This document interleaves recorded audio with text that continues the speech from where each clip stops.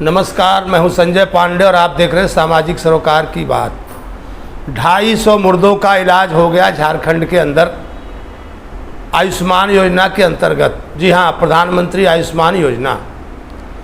और हमारे देश के अंदर ये हाल है कि हमारे देश में जितनी विपक्षी पार्टियां हैं वो सरकार के ऊपर किसी भी ऐसे सामाजिक मुद्दे पर नहीं घेरती हैं और हमेशा उनको बस सिर्फ सस्ता एक प्रचार का माध्यम चाहिए, उसी में परेशान रहती है।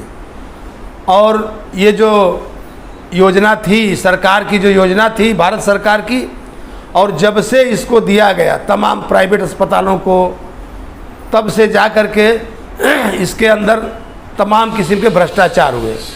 कहीं कहीं पर आपको मैं बताता चलूँ कि एक ही मोबाइल नंबर से कई अभ्यर्थी लाभार्थी उसके जो थे उन्होंने इसका फ़ायदा उठाया।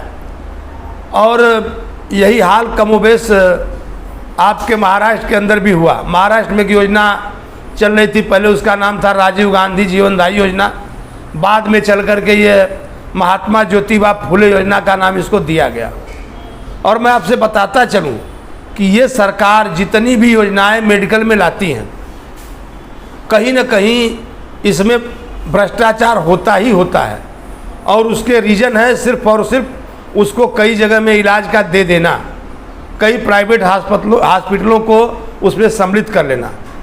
तो ये लोग बड़े ही आसान तरीके से मरीज को लेते हैं और ले कर के उसकी जांच में, उसके बाकी जो भी काम है, ऑपरेशन है, सेटिंग करके एक निश्चित तरह से राशि निकाल लेते हैं।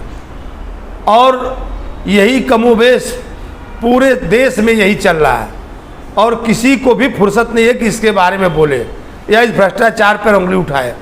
लोग बाकी चीज़ों पर, दवाओं में तो और जांच में जितनी भी चीज़ें हैं उस पर तो मैं बाद में पहले भी मैं बता चुका हूँ।